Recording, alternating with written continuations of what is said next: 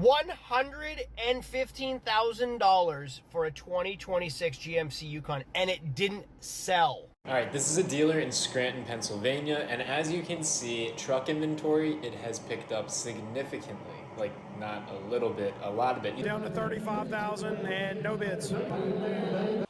After doing some research, I came across with an interesting topic. Now, in 2026, a lot of cars are rotting in lots.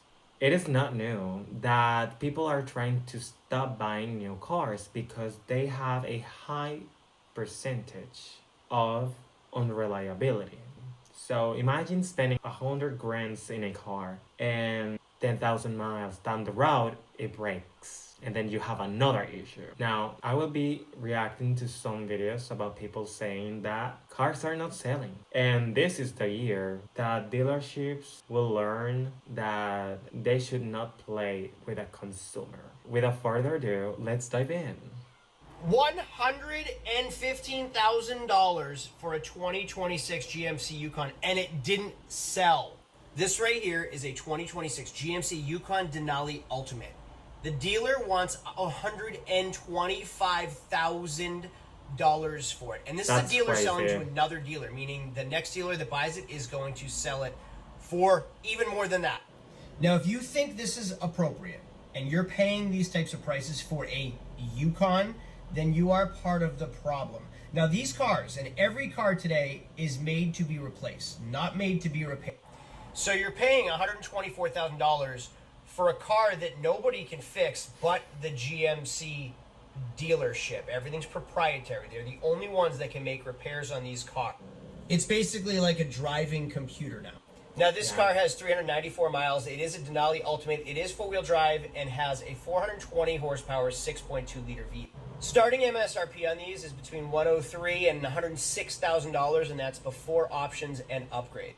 And $100,000 for a GMC? I hope you're kidding. If you want the XL and add-ons, it goes up even more from... Now, yeah, don't get me wrong. This is a beautiful truck. That interior is amazing. But this isn't even the Escalade. The Yukon Denali Ultimate is one level below the Escalade.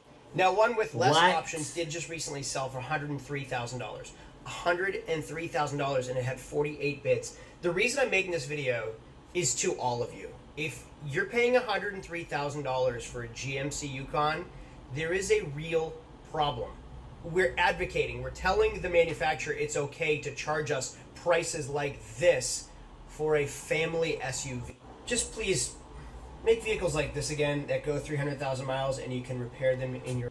That right there is the perfect example of a reliable car. If I tell people to count how many cars of these they see on the road these days, they're gonna be surprised. Because, you know, there's plenty people who are not able to afford newer cars, so they just fix older cars. And then they're driving them comfortably on the road. Anyways, let's keep watching. Your own driveway. This is $126,000 for a family SUV is just nuts. Am I alone here? Am I the only one that thinks this is crazy? I also think that's crazy. I would not pay $100,000 for a car. Now, let's read some of the comments. I can remember when you could buy a house for that much. Exactly. Like, you invest that $100,000 in that car, right when you drive it out the lot, it starts depreciating. Anyways, let's keep going. No American car is worth six figures. Remember when a new Yukon was $33,000? Those were heck of a nice time. Think about paying $130,000 for a car whose engine will cease by 10,000 miles. Insane. And the transmission will be dead by 15,000 miles. They want Bentley money for a GMC though. That's pretty funny, to be honest. I don't know how these companies have become so greedy over time. But also the consumers need to show them who's the boss. That can sit and rot on the lot. I agree. Don't forget all the subscriptions to access all those features. I mean, we have to be prepared. Look, if I needed to buy a car right now, I would buy used cars. Because honestly, paying for subscriptions to be able to use their own features in your car, that is not right. Anyways, let's watch another video. How much inventory they have. Take a look at this. Alright, this is a dealer in Scranton, Pennsylvania, and as you can see, truck inventory, it has picked up significantly. Like, not a little bit, Oh, wow. a lot of it. You think the video's gonna end, and then it keeps going. Now we're into the Jeep inventory, there's tons of Jeeps, and then we get into even more Jeep inventory, and And it it just keeps going. And it keeps going. And it keeps going. So many cars in that dealership only. Let's read some of the comments. It's really not that much inventory. It's all a single file line. Just start giving them away. I agree. The funny thing, they would crush them or let them sit in a abandon before giving good people a discount. I agree. I mean, dealerships are the greediest businesses on earth because they love scamming people. Several places that sell cars have been closing in my city because of how crazy expensive they have these cars. Let's watch another video. I don't think he's got any takers. He's begging with everybody down to 35,000 and no bids.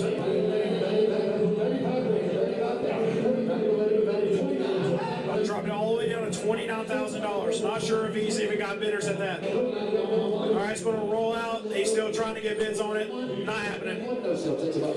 No sell. He said they need $37,000 for it. All right, so I kept waiting on that Tundra to go through, and didn't go through. So I came out here, and it is faced the opposite way of where it was faced when I checked it out. That means it has already ran through, and I missed it. So now we have to go inside to the office because this is an important one. I think you should know what the price is on that one because a lot of people ask me about Tundras. So let's go in the office and wait in line and see if we can get a price on it. All right, so that 2016 Tundra, Wow. the reason I missed it is because they didn't run it. So they got pulled from the sale, whether it was title issue or seller wanted to pull it. I don't know, and they weren't able to tell me inside either because they don't know. They just know that it was pulled from the run today. So there you go. Don't know the price because it didn't run. And here's another one I think we checked out last. No, what I love about auction day is I can come out here and you know what? Well, let's make this an intro. So let me go back. I think this is too long at this point. I think this is say that while that Jeep was going through that I was actually talking about that about. That doesn't make sense. Let's read some of the comments. Good FAFO when you overcharge people. Dealers are willing to sell vehicles cheap at auction, but not to the consumer. Auctions that don't start at $1 are all rigged. I agree.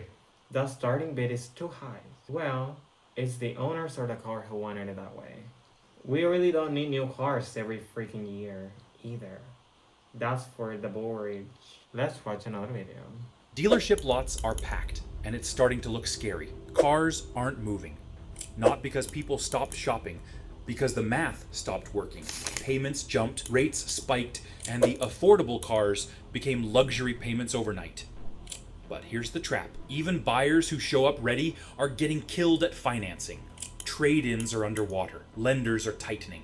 And every day those cars sit, dealers pay interest just to keep them breathing. New cars are stuck. Used cars are stuck. When both markets freeze at the same time, the whole system starts to crack. Here's why 2026 changes everything. The year buyers walked away. The rupture showed up quietly at first.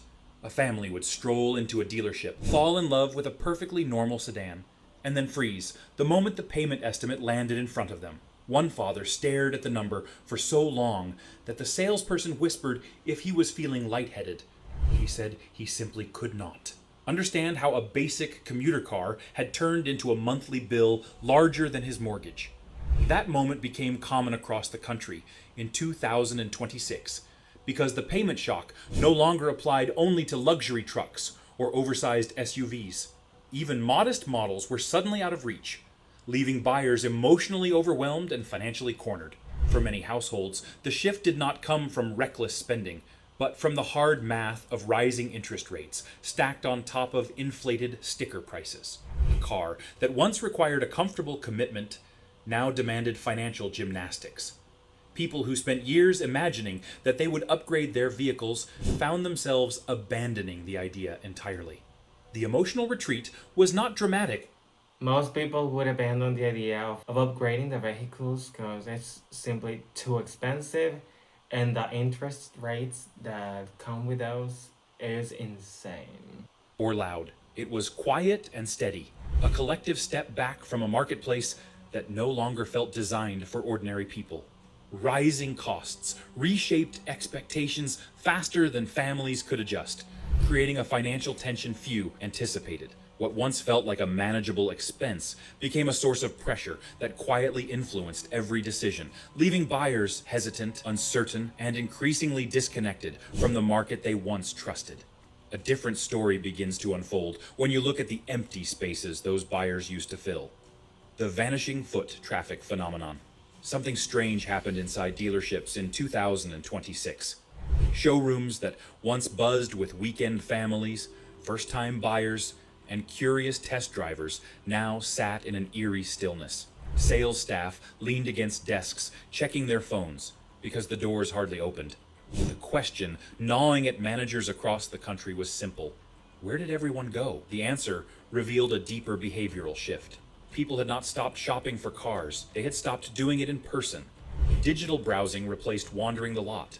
Online calculators replaced early negotiations. Virtual walkthroughs replaced friendly introductions. A salesperson in Ohio described waiting 3 hours without a single visitor. He said he felt invisible, as though the entire industry had quietly moved to another dimension. Consumers were still interested in vehicles, but they no longer believed they needed the dealership to explore their options. They gathered information online, compared prices across states, and arrived at conclusions without stepping foot on the showroom tile. The dealership experience became a final formality rather than the start of the conversation, cutting sales opportunities down to a fraction of what they used to be. Foot traffic did not simply fade, it evaporated in a way that revealed shifting priorities. Customers wanted clarity, speed, and independence, and digital spaces offered those advantages effortlessly. As routines changed, the showroom experience lost its central role, becoming optional rather than essential for modern shoppers. Let's go straight to the comment. Glad to be able to get past horrible, ruthless, demeaning car salesman. I bought a truck years ago. I wanted my payment at $250 a month. It was $278. I almost walked away from it. Greed, greed, greed, and overpriced. And just like this video, there are many videos on the internet talking about how car sales are very low in 2026.